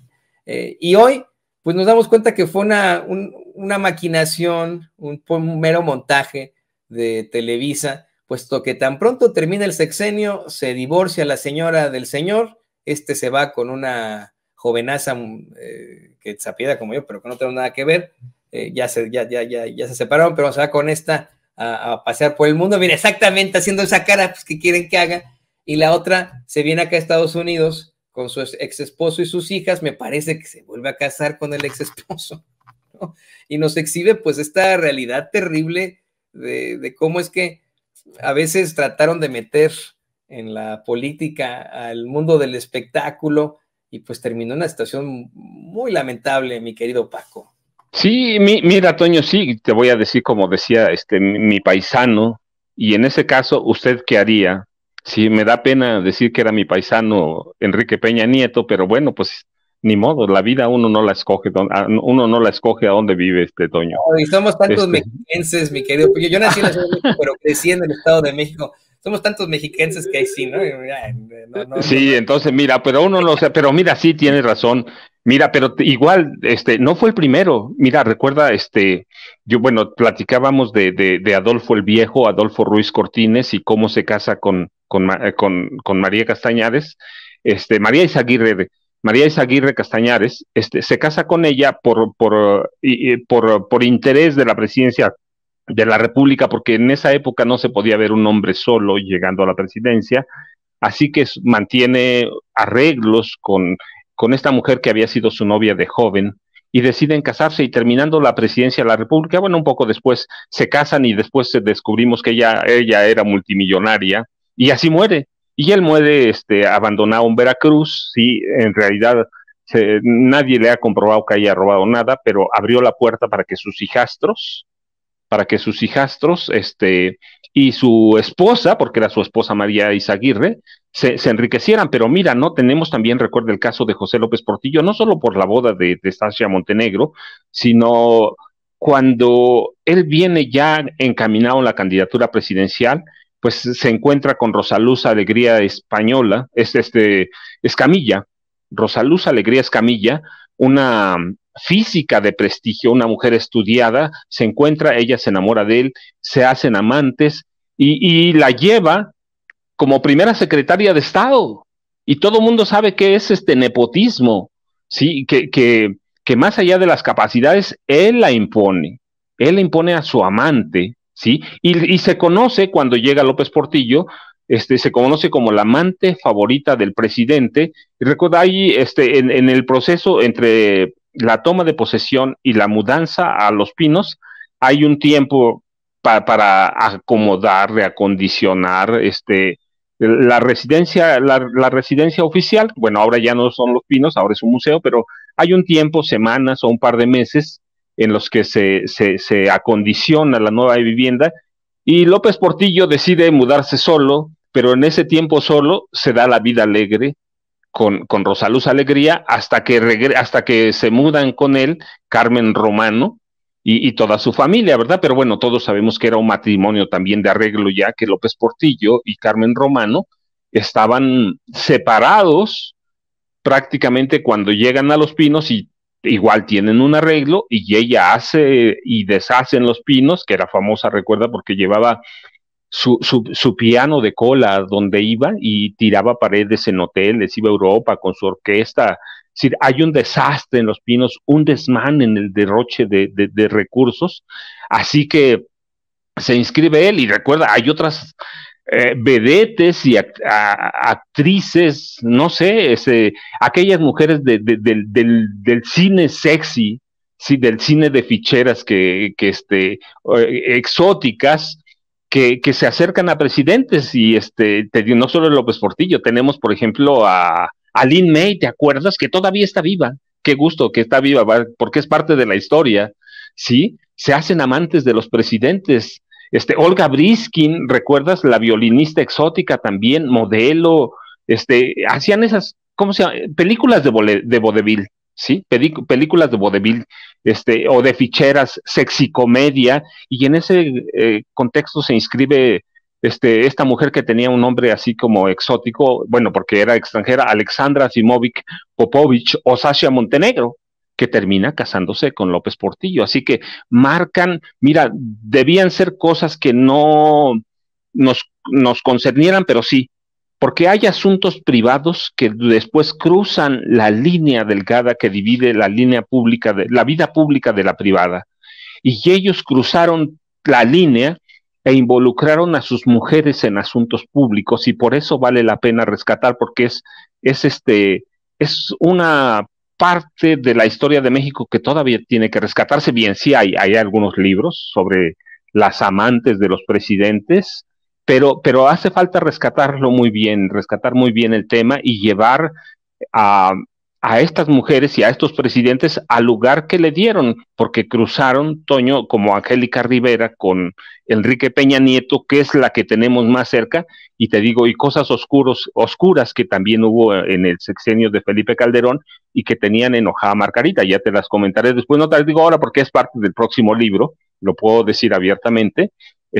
Calderón tenía sus enjuagues ahí con algunas de sus subalternas, y Margarita se enojaba, pero hay que rescatar esa historia porque finalmente terminan o inciden en la toma de decisiones de los presidentes. Nadie puede ocultar que la gaviota fue fundamental y que la Casa Blanca es una de las raíces de la corrupción, o uno de los resultados o ejemplos de la corrupción de este país, que nace justamente en la residencia presidencial, no en el Palacio, porque allá despacha el presidente, pero que nace en Los Pinos, y que ahí y que los muros de ese ahora museo tienen todos esos secretos, de los escapes de los presidentes a sus amantes y a la malversación de recursos públicos, Toño. Así que vale la pena rescatarlos, vale la pena ver cómo estas mujeres han dilapidado dinero, cómo se han enriquecido, y cómo han afectado la toma de decisiones de los presidentes. No las culpamos a ella,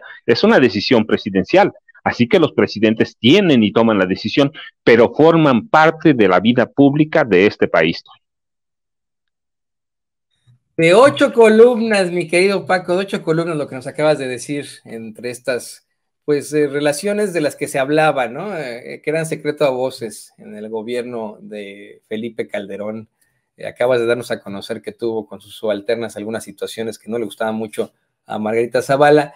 Y mire, usted que nos ve, que nos escucha, pues esto es una nimiedad en comparación con todo el daño que causó Felipe Calderón y Genaro García Luna, ¿no? O sea, si más hubiera tenido problemas de ese estilo, pues qué bueno, ¿no? Así muy, muy su vida y muy lo que haga en su tiempo libre. Sin embargo, es un personaje que constantemente se da golpes de pecho, que dice ser panista, que dice voy a ir a la iglesia, que hasta cita las bienaventuranzas en su favor, ¿no? Como todo un falso profeta. Pero qué declaración, mi querido Paco. Por supuesto que no te vamos a presionar más para que lo puedas publicar en tu libro, pero sí quiero mencionar esta clara situación de, pues, de la hipocresía que existe en los políticos, ¿no? Que se hacen los muy persinados y a la mera hora pues, son los más locochones de todos, los más libertinos de todos. Me acordé de un caso de los que tal vez no incurrieron en alguna situación así lamentable como Díaz Ordaz con la Tigresa o Peña Nieto con la Gaviota, pero que aspiraron a el actual gobernador de Querétaro, Mauricio Curi, panista, ¿no? A mí me dejó con la boca abierta, casi me voy de espaldas como Condorito en el plop. Cuando le preguntaron una vez en el Senado, siendo senador, le preguntaron que qué es lo que más le gustaba de ser senador, o qué es lo que más le había gustado hasta el momento de ser senador. Que digo que lo que más le había gustado es que los visitara Maribel Guardia, ¿no? A ese nivel tenemos a nuestros políticos, pero bueno, ¿qué se puede esperar si vemos a espectáculos de circo, maroma y teatro con personajes como Lili Telles, como Kenia López Rabadán, como Xóchitl Gálvez? Sí, le voy a pedir al equipo que nos grabe, Paco, para ir ahora con esta conversación que planteé ayer en el martes del Jaguar, la gobernadora Laida Sansores, entre Alito Moreno y un personaje pues que le ayuda con las campañas de desprestigio y con las pedas, ¿no? Ahora que nos estás mencionando esta relación que tuvo muy fuerte con la política, la Tigresa hoy en el día en el que muere, en el que fallece, pues me da mucho la atención en que en el audio de Alito se hable de que por favor, espero que vaya fulanita, ahí me guardas a menganita, necesito que esté menganita, fulanita. ¿Para qué quería Alito que estuvieran estas personas que se identifican con el sexo femenino en sus reuniones? En sus reuniones en las que pide 3 botellas de vodka con tamarindo y botellas de vino. No creo que sea una reunión para hablar sobre los derechos de la mujer, sobre situaciones en las que el PRI puede pues proporcionar más ayuda en cuanto a los feminicidios, ¿no? Como políticos, siendo el estado que más, detentando el estado que más feminicidios tiene. ¿A qué se referirá, querido Paco? Mira, Toño, en realidad, sí se vale inferir porque en las conversaciones que difunde anoche la gobernadora de Campeche, Laida Sansores, como otras que ha hecho, la verdad es que dejan poco para la imaginación. Cuando dice Alito Moreno, pues es la única forma de amarrarla y garantizar la lealtad. Lo que está infiriendo es cuestiones sexosas o sexuales, va, si no somos niños, tampoco, en mi casa dice, mira, que de los dedos que se lo platiquen al más chiquito que no ha crecido, pero a mí ya no. No, claramente está deslizando situaciones que puedan comprometer a una persona y la recepción de dinero no, porque eso lo hacen en transferencias bancarias, lo hacen de otra forma de perder el rastro del dinero. Sí, por más cantidades que hablen, ¿no? Lo que desliza a Alito Moreno en sus conversaciones con Vladimir de la Torre, que por cierto, hay que decirlo, es un personaje muy oscuro, ¿sí? Y que viene con él desde la gubernatura de Tabasco, de Campeche. Viene con él desde la gubernatura de Campeche, en 2019, 2015, 2019, terminaron en 2019, se van al PRI, se lo lleva con él, fíjate, para que sea preciso. Si viene con él desde 2015, lo contrata como un personaje para sembrar odios, como un personaje para armar campañas políticas para denostar a la oposición, pero además, mira, lo que dicen en las conversaciones escritas, que son eso, lo que dicen es atribuirle a la oposición esas campañas de odio. Es decir, Vladimir de la Torre es un cubano de extrema derecha, anticastrista, sí, contratado por Alito Moreno desde la gubernatura tabasqueña que empieza en 2015, y lo contrata por eso, como un especialista para armar campañas sucias. Son sembradores de odio. Sí, ¿qué es lo que están haciendo en este momento? Él es de la misma escuela. ¿Recuerdas aquel español Antonio Sola? que arma las campañas de odio para Felipe Calderón en la carrera. Se lo prestaban entre el PRI y el PAN a Sola. A Sola, entonces... Parecía tazo de Pokémon, ahí nada más se lo estaban intercambiando, cabrones. Claro, son sembradores de odio. Por eso los contratan, son especialistas en sembrar odios, en dividir a la sociedad. ¿Recuerdas? A Sola se le atribuye aquella frase de López Obrador es un peligro para México, y a De la Torre aquella de estábamos mejor cuando estábamos peor. Entonces son ese tipo de personajes que llegan a México, pues claro, contratados por la extrema derecha o por el PRI, ¿sí? La extrema derecha y la derecha del PAN, o los empresarios, es que mira, el PRI no podemos decir que son de derecha o izquierda, son mercenarios, políticos mercenarios, que traen a personajes que son también mercenarios y que los usan para denostar, para crear campañas, para dividir, para sembrar odio. Mira, es que yo no encuentro otra palabra. Son sembradores de odio. Entonces, Sola como De la Torre se especializan en eso, y de Alito, pues lo hemos platicado desde, no cuando salieron los primeros audios y luego las conversaciones en WhatsApp, no, desde antes lo platicábamos. Es un criminal, es un pillo protegido por el Instituto Nacional Electoral. Ciertamente ahora le dan un revés con la modificación no de los estatutos, sino de la prolongación de su dirigencia nacional en el PRI, pero lo ha protegido, el INE lo ha protegido. Es un hombre, pues hay que ver cómo llega Lorenzo Córdoba Vianello a la presidencia del INE a través de una negociación muy oscura con Enrique Peña Nieto. Así lo imponen, hay que ver cómo sirven a los intereses del PRI, y ahora pues, Lorenzo Córdoba lo ha protegido bastante bien, lo más que puede, que ha sido todo prácticamente.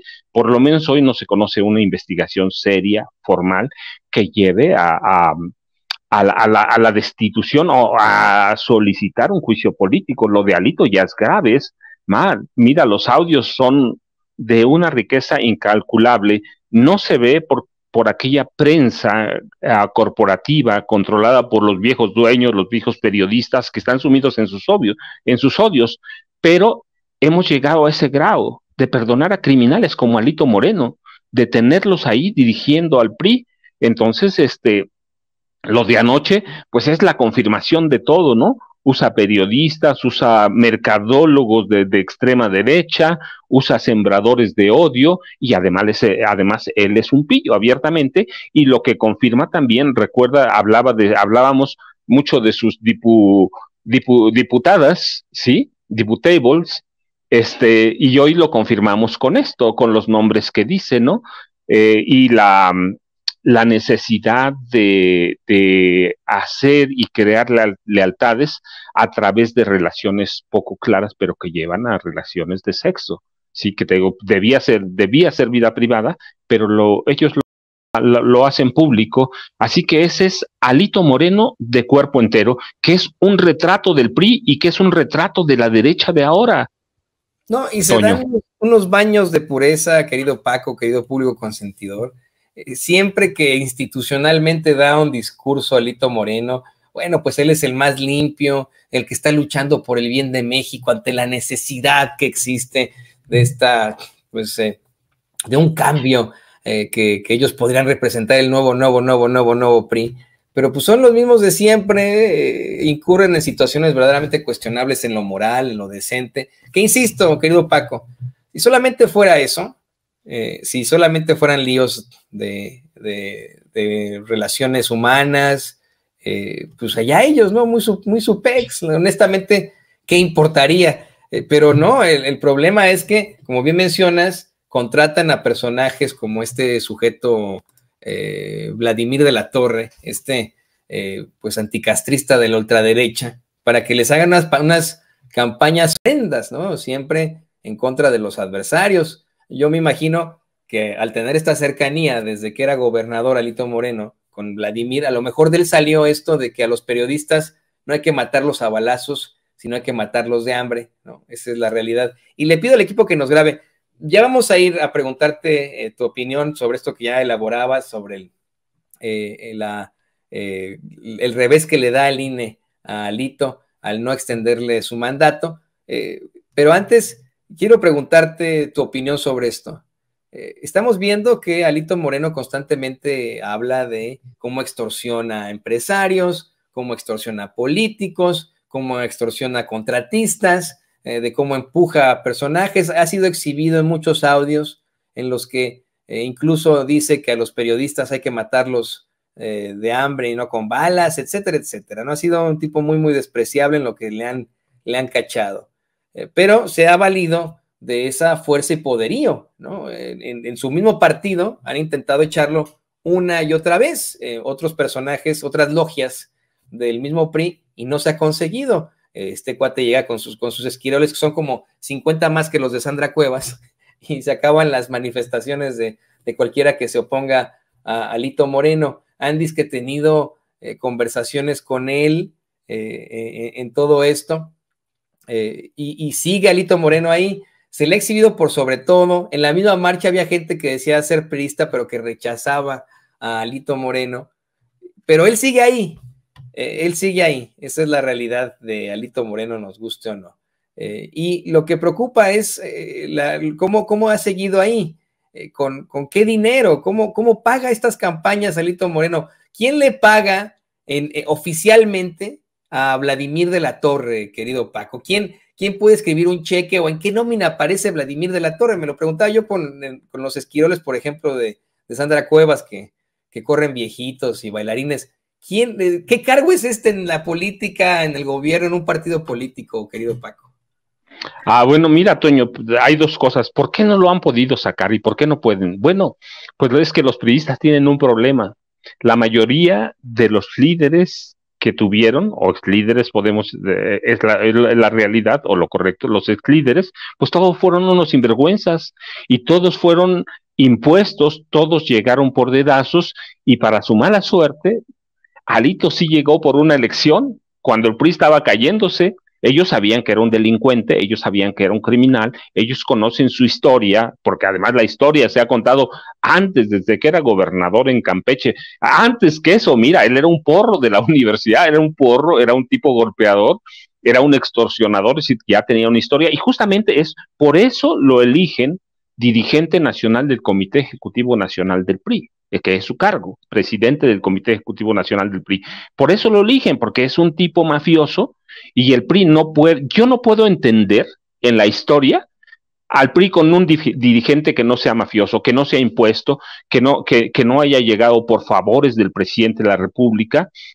Hay muy pocos en realidad que han llegado así, pero el caso de Alito, pues llega de una elección, y además se les olvidó que verdaderamente es un tipo con un colmillo retorcido, pero grandísimo, así, y que tiene recursos y tiene todo. Bueno, pues, ¿y cómo le pagan a estos personajes? Bueno, recuerda, este país es generoso en cuestiones para desviar dinero, para crear nóminas alternas, nóminas oscuras, y tener ahí a personajes como él que no tienen ningún cargo popular. Hay que ver en el PRI, no tiene ningún cargo popular, en Campeche no tenía un cargo oficial, pero pues el dinero sale de las partidas secretas que manejan los gobernadores. Ahora en la presidencia ya desapareció, recuerda.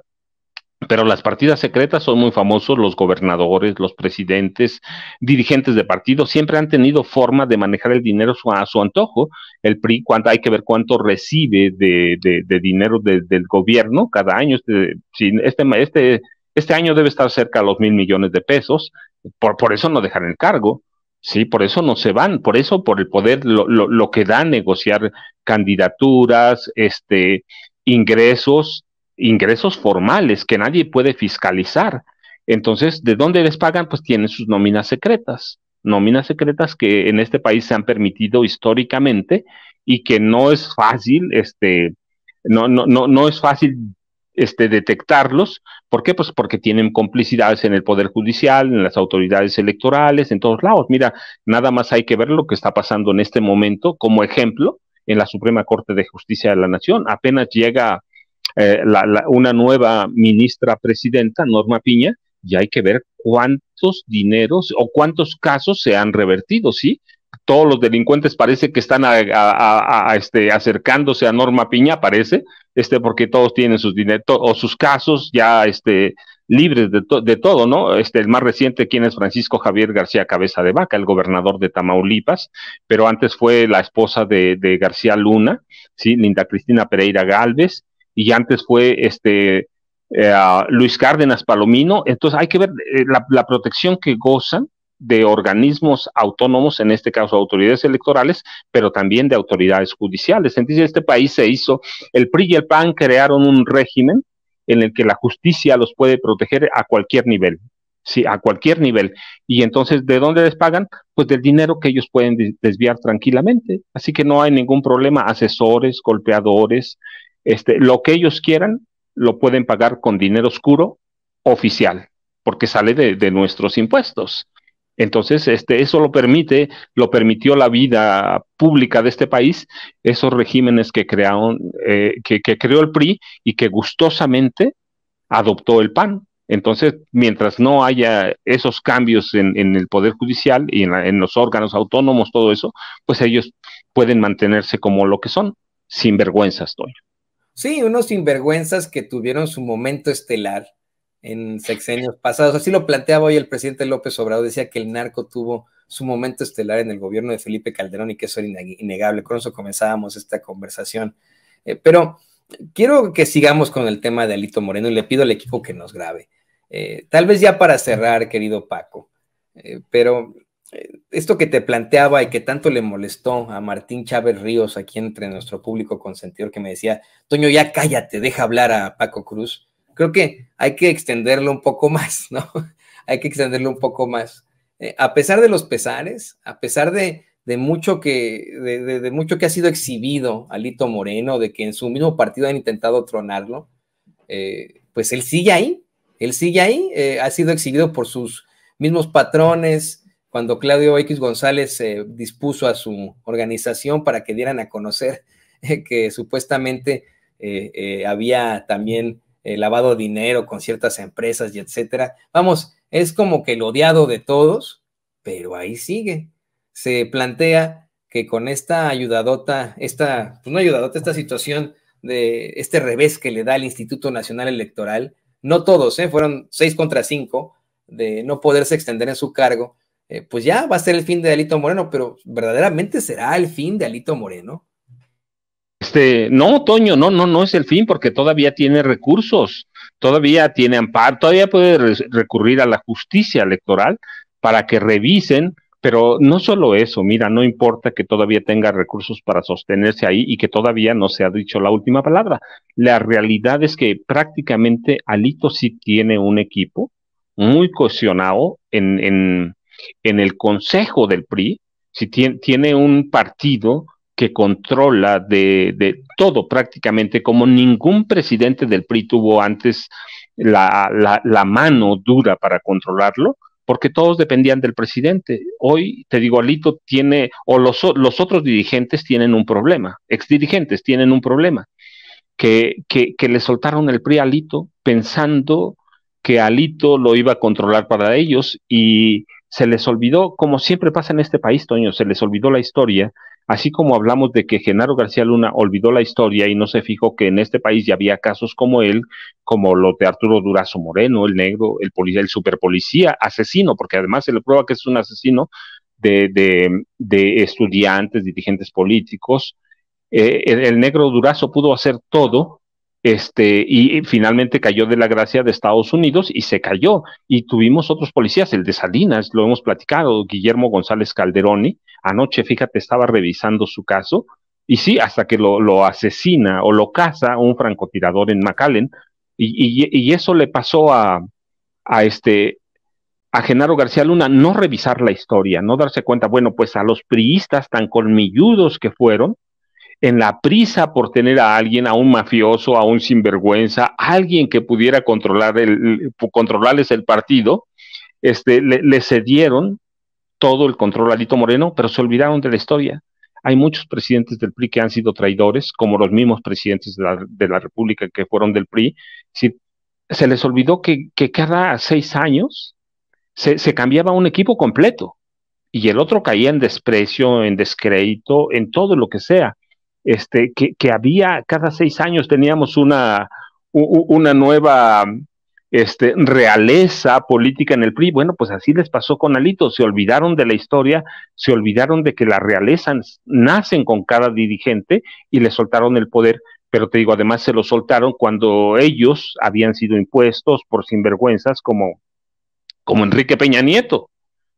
Y Alito le salió, dirían en mi casa, mira, le salió vivo, le salió listo, sacó al mafioso, al pandillero que traía entre las bolsas, entre los bolsillos del pantalón, y se les impuso a todos y ha logrado prolongar parte de su dirigencia contra todo el PRI. ¿Por qué? Porque ese todo el PRI pues, es un partido corrupto, echado a perder históricamente. Así que, ¿qué le pueden reclamar los mafiosos de antes a un mafioso que ellos mismos pusieron? Nada.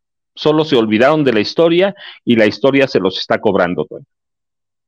Sí, en definitiva, esa es la realidad de este tipo de personajes.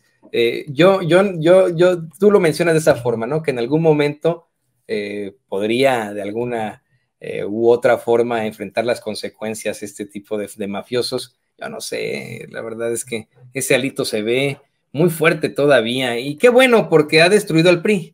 Que lo siga destruyendo, que siga destruyendo la oposición y que en esas nos vayamos, mi querido Paco. Y pues a mí no me queda más que agradecerte que te hayas conectado con nosotros, que hayas estado en este espacio libre e independiente, que te hayas mantenido pues con estos comentarios tan interesantes, tan fuertes, tan enriquecedores. Y pues por favor, compártenos tus redes sociales y cuándo viene ese libro en el que nos vas a hablar de las relaciones que tuvo, nos acabas de dar una de 8 columnas, las relaciones extramaritales que tuvo Felipe Calderón durante su No, mira, no sé si fueron extramaritales, pero sí fueron de los disgustos de Margarita Zavala, y por ahí le llamó la atención, pero ya platicaremos de eso, no pronto, Toño, pero mira, yo quiero pedir una cosa.